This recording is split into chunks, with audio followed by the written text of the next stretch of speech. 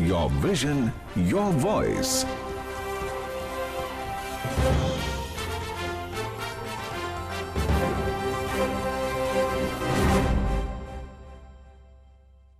श्रोताओं नमस्कार, आप सुन रहे हैं 102.6 एफएम रेनबो का दिल्ली केंद्र। वंदे मातरम, वंदे मातरम, सुजलाम सुफलाम मलयज शीतलाम सस्यश्यामला मातरम, वंदे मातरम, वंदे मातरम। आजादी के अमृत महोत्सव के उपलक्ष्य में आप सुन रहे हैं रेनबो पर प्रसारित होने वाला कार्यक्रम एयर नेक्स्ट।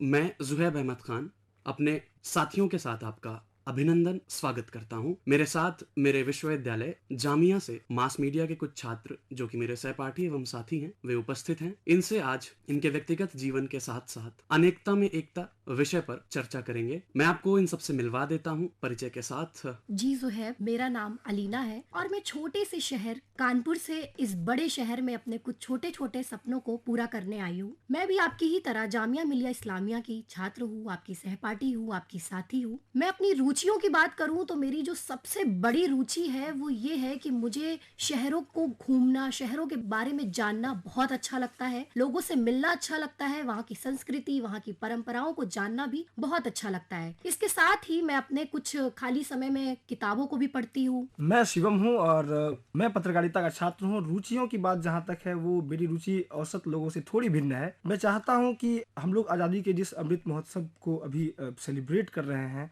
हम लोग अपना सहयोग अपने देश के लिए कर सकते हैं। जैसे हम लोग जिस समाज में रह रहे हैं वहाँ आर्थिक तबकों से लेकर शैक्षणिक तबके से हर चीज़ में अभी भी दो तरीके की खाई पटी हुई है। जिस खाई को हमें पाटना है वो हम इस तरीके से कर सकते हैं कि हमने जो सीखा है वो हम समाज के पिछड़े वर्ग हों या फिर वो वर्ग जो अभी भी शिक्षा से दूर है, उनको शिक्षा के लिए मुख्य धारा में लाकर हम उनको फिर से अपने देश के सशक्त नागरिक के रूप में प्रस्तुत कर सकते हैं। मेरा नाम दरक्षा मुमताज़ है। जन्म मेरा झारखंड में हुआ। पापा का परिवार बिहार में रहता है और मैं खुद बचपन से दिल्ली में रह रही हूँ। 3 राज्यों को समेटे हुए अपने अंदर कई सपने बुन रही हूँ। कविताएं लिखती हूँ किसी भी घटना पर या फिर शौकिया। अगर कोई फीलिंग है किसी चीज़ को लेकर दिल में तो उसके बारे में अपने विचार कविताओं के जरिए व्यक्त करती हूँ। इसके साथ ही कहानियाँ लिखने का शौक है। स्कूल के टाइम से निबंध प्रतियोगिताओं में शामिल रही हूँ और फिलहाल अभी पत्रकारिता की छात्र हूँ और इसके साथ साथ डिजिटल मीडिया अपने इस पेशे को अंजाम देने की कोशिश कर रही हूँ। विविधताओं से मेरा नाता बहुत पुराना रहा है।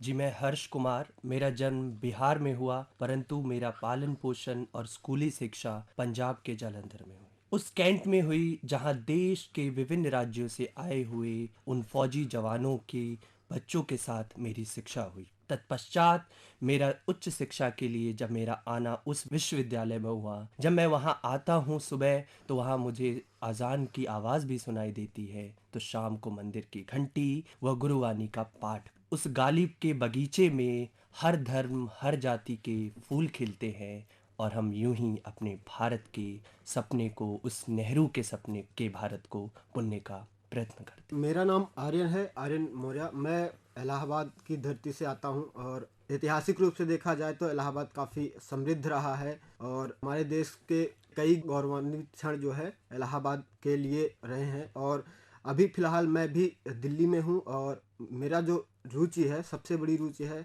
कि मैं एक ऐसे तबके के लिए काम करूं जिसके लिए कम लोग आते हैं, खासकर एक निचला तबका, और सबसे बड़ी रुचि हम उसी में है और मैं उन्हीं के लिए प्रयासरत रहता हूं। जहां भी जाता हूं सबसे पहले मैं उनको देखता हूं कि वो कैसे रहते हैं, खाते क्या हैं, कपड़े कैसे पहनते हैं, उनके लिए सरकार ने या आम लोग ने क्या व्यवस्थाएं हैं।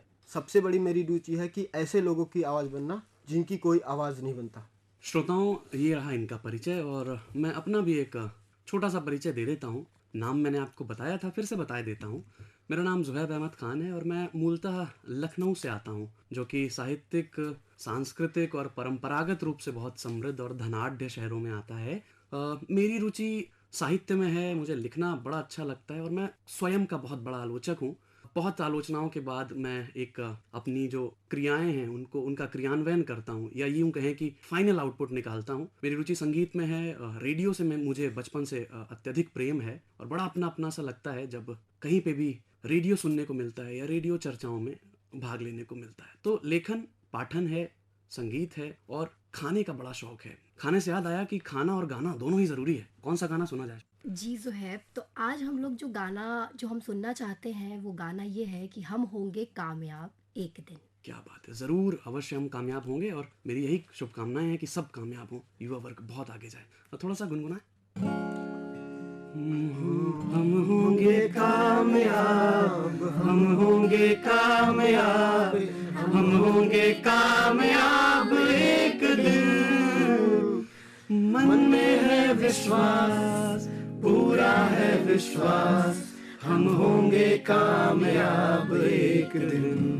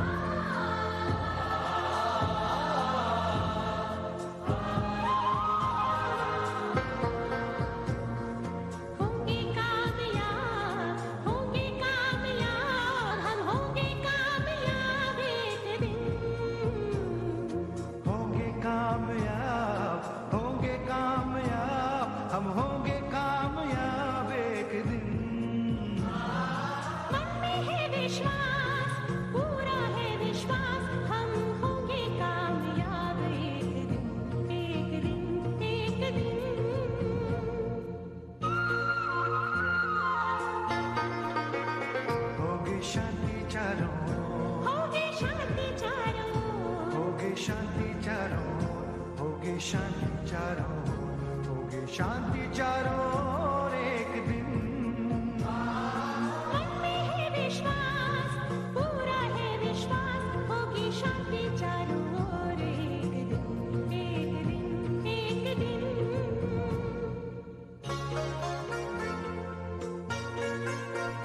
हम चलेंगे साथ साथ, डाल हाथों में हाथ, हम चलेंगे साथ साथ एक दिन। हम चलेंगे साथ साथ, डाल हाथों में हाथ, हम चलेंगे साथ साथ एक दिन। मन में है विश्वास, पूरा है विश्वास, हम चलेंगे साथ साथ एक दिन, एक दिन, एक दिन। होंगे कामयाब, होंगे कामयाब, हम होंगे कामयाब एक दिन। होंगे कामयाब, होंगे कामयाब, हम होंगे कामयाब एक दिन। हम होंगे कामयाब एक दिन। हम होंगे कामयाब एक दिन। वसुधैव कुटुंबकम, धर्मनिरपेक्ष, सर्वधर्म संभाव, ये हमारी देश की कुछ परिभाषाएं हैं, हमारे लोकतंत्र की कुछ परिभाषाएं हैं। आज का विषय है जिन पर मैं चर्चा करने जा रहा हूं इनसे कि विविधताओं में एकता, विभिन्नताओं में एकता, अनेकता में एकता, जो हमारे देश का एक यूं कहें परिचय भी है और हमारा देश अनेकता में एकता के सूत्र से बंधा हुआ है। अलीना, कैसे समझती हैं इस विषय को और क्या अनुभव रहे हैं, कैसे देखती हैं इस विषय को, अनेकता में एकता? देखिए ज़ुहैब, ये बचपन से हम सुनते आए हैं कि हमारा भारत महान। आखिर हमारे भारत को महान इसलिए ही नहीं कहा गया है कि यहाँ महान लोगों ने इस जन्मभूमि पर जन्म लिया तमाम तरह के कार्यों को अंजाम दिया। हमारे भारत को महान इसलिए भी कहा गया है कि यहाँ विभिन्न प्रकार के धर्म, संस्कृतियाँ, कई तरह की जनजातियों में लोग एक साथ रहकर, एक समाज में एक साथ रहकर, एक प्रेम के साथ लोग जुड़े हुए हैं और एक साथ रह रहे हैं, बहुत ही प्रेम से रह रहे हैं। जैसे बचपन से हमने ये भी एक नारा सुना है, हिंदू, मुस्लिम, सिख, ईसाई आपस में सब भाई भाई। तो हम ये चाहते हैं कि ये जो एक स्लोगन है, ये जो एक नारा है, तो ये सिर्फ एक नारा ही ना बने, हम इस स्लोगन को अपने दिल में पिरोएं। जब हम इसको पिरोएंगे तो इससे एक अलग ही सुगंध महसूस होगी, जिससे हमको लगेगा कि हम एक भारतीय हैं, जो कि अनेकता में एकता का एक बहुत बड़ा उदाहरण है। दरक्षा, अपने आसपास क्या पाती हैं, कैसे जोड़ती हैं? अगर मैं बात करूं अनेकता में और एकता की, तो ज़ुहैब हम बहुत बड़े लेवल पे इसको देखने लग जाते हैं। जैसे अभी अलीना ने बात की कि भारतीय स्तर पर अनेकता में एकता जो है हमारे भारत की पहचान है, लेकिन असल में जो है इसकी शुरुआत जो है हमारे घर से हो जाती है। कैसे कि एक परिवार है, अगर वो जॉइंट फैमिली है तो उसमें 3 जनरेशन्स रहती हैं। पिता हैं, हमारे दादाजी हैं और हम खुद हैं। अगर दादा हैं तो उनकी सोच अलग होगी, उनके वैल्यूज़ अलग होंगी, उनकी संस्कृति अलग होगी। पिता की संस्कृति सेम हो सकती है लेकिन उनके विचार अलग होंगे। और खुद जो हम हैं, जो तीसरी पीढ़ी है, वो डिजिटल इंडिया में पल बढ़ रहे हैं और उनके विचार थोड़े नहीं बल्कि बहुत अलग होंगे। और इस तरह से विविधता तो अपने घर में ही है, लेकिन फिर भी हम इन विविधताओं के बावजूद भी एक साथ एक छत के नीचे रह रहे हैं। थोड़ा सा और बाहर निकल सकते हैं, शहरों में फ्लैट्स और बिल्डिंग्स का ज़माना है। आसमान को छूती छूती बिल्डिंग्स है। अपनी दिल्ली को ही देख लीजिए, इन बिल्डिंग्स में 4, 5, 6, 8 नहीं 10 या उससे भी ज़्यादा फ्लैट्स बने हुए हैं। हर फ्लैट में रहने वाले परिवार का कल्चर, उसका रहन सहन, उसका पहनावा सब कुछ अलग होता है। कोई अपने फ्लैट में नमाज पढ़ता है तो कोई पूजा करता है, कोई क्रिश्चियन है तो वो अपने पूजा की पद्धति को अपनाता है, ठीक है, लेकिन वो एक बिल्डिंग में मिलजुल कर रहते हैं। इससे थोड़ा हम और आगे भी बढ़ सकते हैं। टीवी पे ऐसे कई शोज आते हैं, चाहे वो कॉमेडियन हो या फिर काफ़ी सीरियस शोज हो, लेकिन वो जो है हमें अनेकता में एकता की पहचान देते हैं। वो हमारे भारत का एक मॉडल प्रस्तुत करते हैं कि कैसे अलग अलग एरिया से आते हुए लोग, अलग अलग संस्कृति से जुड़े लोग एक साथ रहते हैं एक जगह। गांव और कस्बों के खुले माहौल से शहरीकरण की ओर अगर हम बढ़ते हैं, शिवम आपसे पूछूंगा, शहर में एक फ्लैट और लघु परिवार का हमें एक कल्चर देखने को मिलता है, संस्कृति देखने को मिलती है। आप बिहार से हैं, संयुक्त परिवार से और इतने खुले माहौल से आने के बाद यहाँ क्या अंतर पाते हैं? अंतर है, एक समाज के रूप में अगर देखें तो बिल्कुल अंतर है। एक बड़ी खाई है एक अभी भी भारत के ग्रामीण समाज में और शहरी समाज में। यहाँ भागदौड़ ज़्यादा है और ये होना भी चाहिए जो है, क्योंकि जो आज का हमारा विषय है विविधता में एकता, तो ये इसलिए भी है कि किसी भी देश को चलाने के लिए सबसे पहले ये आवश्यक है कि हम आर्थिक रूप से कितने दक्ष हैं। तो आर्थिक रूप से दक्ष होने के लिए हमें काम करना पड़ेगा। अब मैं एक उदाहरण के रूप में आपको ये बताना चाहता हूँ कि भारत के पूरब में अगर आप पूरब की तरफ बढ़ें, हो सकता है कि बनारस के किसी शहर में बैठ के कोई अभी नॉर्थ ईस्ट का व्यंजन मोमोज खा रहा हो सकता है महाराष्ट्र में बैठ के कोई बिहार का व्यंजन लिट्टी चोखा खा रहा हो। तो ये हमें रोजगार का अवसर तो देता ही देता है, साथ साथ हमें अपने सभ्यता को, अपने संस्कृति को मार्केटाइज करने का अवसर देता है, बाजारीकरण का एक अवसर देता है। क्योंकि अगर भारत की विविधता आप देखें तो भारत एक बेहद खूबसूरत देश है, चाहे वो भौगोलिक रूप से हो। भारत के किसी शहर के का पांव गंगा पखार रही है, कहीं झेलम अपनी अविरल धारा बहा रही है, कहीं सतलज के किनारे लोग जो है शाम व्यतीत करते हैं, कहीं के लोग आप वस्त्र के रूप में देखें तो कुछ अलग पहनते हैं, कहीं कुछ अलग पहनते हैं। तो ये एक बहुत बड़ा बाजारीकरण भी इस तरीके से होता है, क्योंकि सभ्यताओं का आदान प्रदान जो है हमारे देश को दक्ष तो बना ही रहा है, साथ ही साथ अगर हम देखें तो ये हमारे देश की सबसे अधिक मजबूत स्थिति ये है कि हमारे देश में बहुत ही ज़्यादा डाइवर्सिटी है और डाइवर्सिटी से ही हम किसी भी निष्कर्ष पर पहुंच पाते हैं जो है। सो बातें तो चलती रहेंगी, एक गाना सुन लेते हैं श्रोताओं, उसके बाद मिलते हैं ताकि आपका भी मनोरंजन होता रहे, हमारा भी मनोरंजन होता रहे और तारतम्यता बनी रहे। मुझे लगता है एक गाना है, काफ़ी मैं सुनता हूँ, मैं पल दो पल का शायर हूँ। चलो भाई आर्यन का मन रख लेते हैं और ये गाना सुनते हैं। मैं पल दो पल का शायर हूँ, पल दो पल मेरी कहानी है, पल दो पल मेरी हस्ती है, पल दो पल मेरी जवानी है। मैं पल दो पल का शायर हूँ।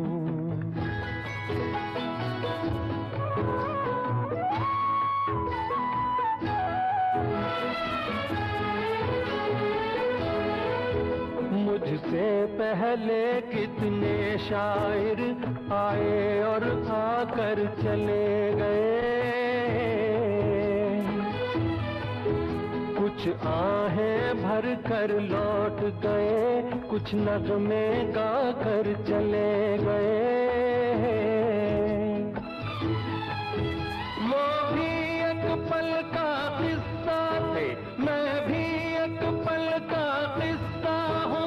कल तुमसे जुदा हो जाऊंगा, गो आज तुम्हारा हिस्सा हूँ। मैं पल दो पल का शायर हूँ।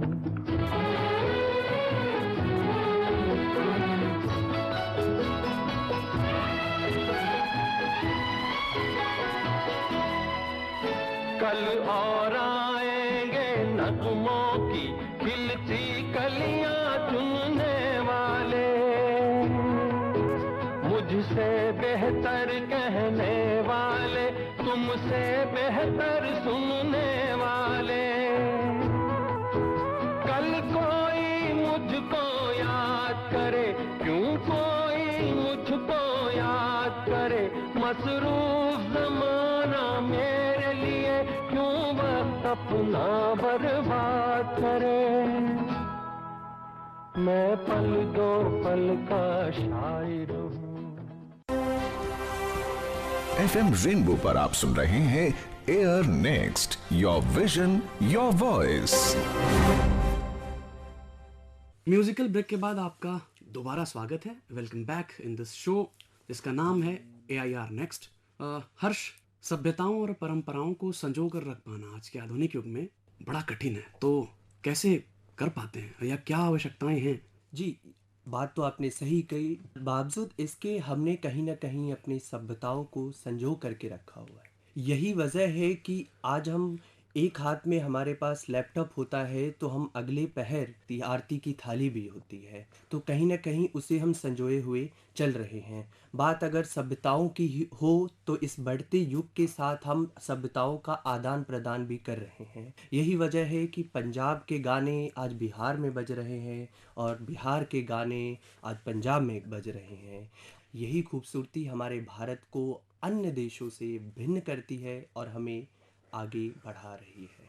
आर्यन जी जो है, अनेकता में एकता, यह विषय बहुत ही प्रासंगिक है आज के समाज में और भारत के लिए बहुत ही महत्वपूर्ण हो जाता है, क्योंकि हमारा देश जब आज़ाद नहीं हुआ था तब हमें याद है कि अंग्रेज़ जब आए थे तो उन्होंने कहा था कि हम भारत को शिक्षित करने आए हैं। और जैसे ही देश आज़ाद हुआ, बहुत सारे इतिहासकारों ने, बहुत सारे पश्चिमी मीडिया ने यह प्रचार किया कि भारत जो है बिखर जाएगा, ये अपनी एकता नहीं बनाए रख पाएगा। लेकिन जैसा कि हम देखते हैं, भारत ने न केवल एकता बना के रखी बल्कि भारत एक नई ऊंचाइयों को छू रहा है। आज भारत दुनिया की चौथी सबसे बड़ी अर्थव्यवस्था की ओर बढ़ रहा है। तो इसमें सबसे बड़ी जो सबसे अच्छी बात है कि हमारे यहाँ हर धर्म, हर जाति, हर लिंग के लोग को समानता का दर्जा दिया जाता है। और हमारे संविधान में यही कहा गया है कि जो हमारा संविधान है वो बिल्कुल लिबरल है। और आज अगर पूरी दुनिया की बात की जाए तो भारत में देखेंगे कि यहाँ हर तरह के लोग मिलते हैं आपको। लैंग्वेज के लोग हिंदू, मुस्लिम, सिख, ईसाई, जैन, पारसी, दुनिया की हर मस्जिद, मंदिर, जिसकी भी बात करेंगे ये भारत में मिल जाएगी। आपके यहाँ बर्फबारी भी होती है, आपके यहाँ समुद्र भी है, आपके यहाँ गर्मी भी पड़ती है। और एक इतिहासकार ने कहा है कि अगर आपको पूरी दुनिया को देखना है तो आप केवल भारत को देखिए। श्रोताओं, हमारा देश सांस्कृतिक एवं परंपरागत रूप दोनों से ही बड़ा धनाढ्य है, बड़ा विकसित है। अगर साहित्यिक रूप से देखें, सांस्कृतिक रूप से देखें, समय समय पर परिवर्तन होते आए हैं। और ये एक हमारे देश का सौभाग्य भी है कि हमने समय समय पर तकनीकी क्रांति, कृषि क्रांति और न जाने नए नवेले स्वरूप को भी बहुत बार स्वीकार किया है और समय के साथ परिवर्तित हुए हैं। आपने सुना होगा, परिवर्तन प्रकृति का नियम है। तो हमारे देश की प्रकृति ही यही है कि अहिंसा परमो धर्म, और परोपकार को सबसे बड़ा धर्म हम मानते हैं। वसुधैव कुटुंबकम, सारा विश्व हमारा परिवार है। और यही एक हमारे देश का, आप यूं कहें कि छोटा सा परिचय भी है, यह हमारे देश का अर्थ भी है। और हमारा देश ऐसी परिभाषाओं को समय समय पर सार्थक बनाता आया है। एक गाना मुझे याद आ रहा है और थोड़ा सा बेनिफिट लूंगा मैं, क्योंकि इनसे इनकी रिक्वेस्ट ले ली गई है। अब मैं थोड़ा सा अपना फ़ायदा उठाता हूँ होस्ट होने का।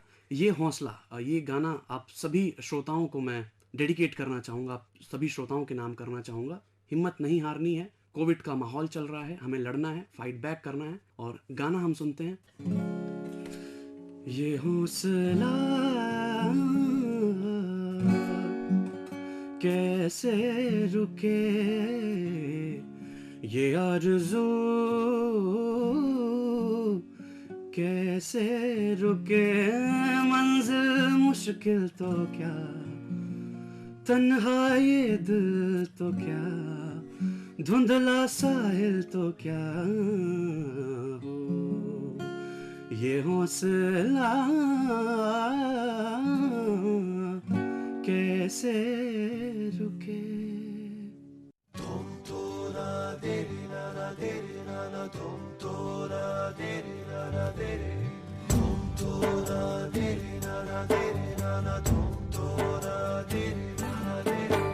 ये हौसला कैसे झुके, ये आरज़ू कैसे रुके, ये हौसला कैसे झुके, ये आरज़ू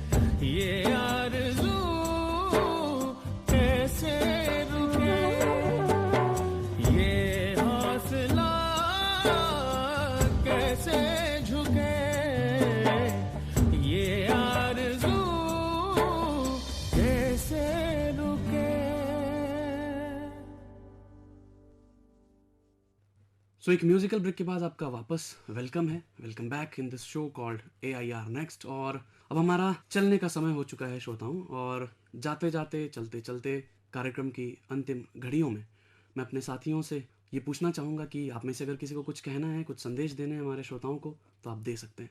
सुहैब, जीवन जो कि बहुत कठिन है और ख़ास तौर पे कोरोना काल ने हमें ये सिखाया है, तो इसी पे मुझे याद आती है हरिवंश राय बच्चन जी की वो कविता की कुछ पंक्तियाँ।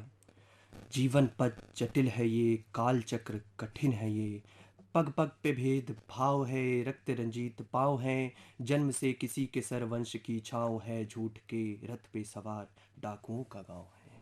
किसी के पास है छल कपट तो किसी को रूप का वरदान है, पर ये सोचकर मत बैठ जा कि ये विधि का विधान है। कोरोना के इस काल में प्रकृति से जो है जुड़ाव बहुत ही आवश्यक हो जाता है। और आप लोगों ने देखा कि फर्स्ट लॉकडाउन में कैसे जो जंगली जीव थे वो वापस शहरों की ओर बढ़ गए, क्योंकि लोगों ने घर से निकलना बंद कर दिया। तो उसी प्रकृति के लिए एक छोटी सी मेरी लाइन है, क्योंकि पूरी कविता तो नहीं सुना सकता। आज जैसे सूर्य छिप गया है बादलों के बीच, शायद वह थक गया है, नित्य वही कर्म करते करते वह आराम चाहता है जैसे चाहता है इंसान। सूर्य के अवकाश पर जाने से हवाओं को जैसे अवसर मिल गया है अपनी ताकत दिखाने का, वह इंसानों को ठिठुरते हुए देखना चाहती है ताकि इंसानों की अकड़ थोड़ी कम हो जाए। चारों तरफ कोहरा है, पीपल की पत्तियां पीली पड़ रही हैं, शायद उन्हें अंदेशा है कि जल्द ही बसंत आने वाला है। तो बसंत आने वाला है, आप उम्मीद मत खोइए, और ये कोविड काल में भी सुरक्षित रहिए। हर साल के अंत में साल की शुरुआत में बसंत आता है, तो बसंत जल्दी आएगा, उम्मीद मत खोइए। कोरोना के इस दौर में सबसे पहले अभी ज़रूरी है कि हम सब सतर्क रहें, और इसी सतर्कता को लेकर मैंने चंद पंक्तियाँ लिखी हैं। कविता तो पूरी लिखी है, लेकिन समय के अभाव में मैं आपको चंद पंक्तियाँ ही सुनाना चाहूँगी।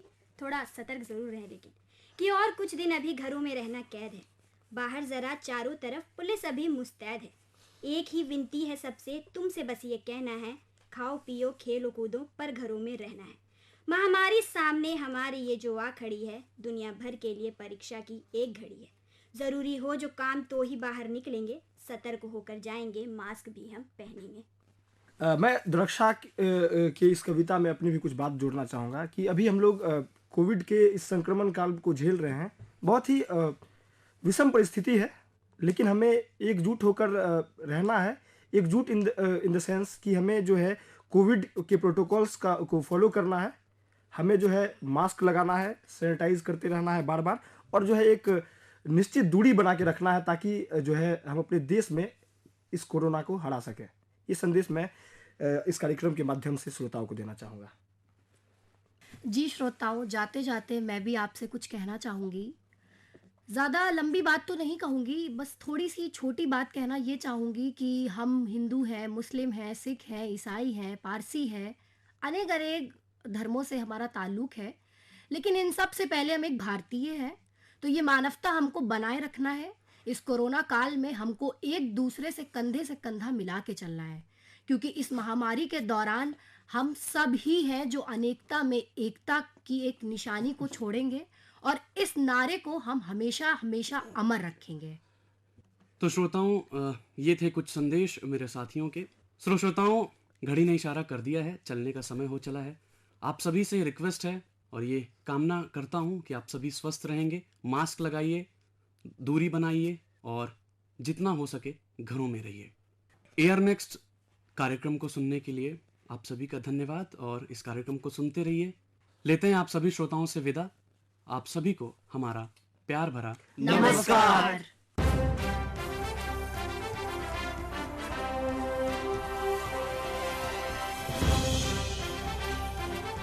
Air next.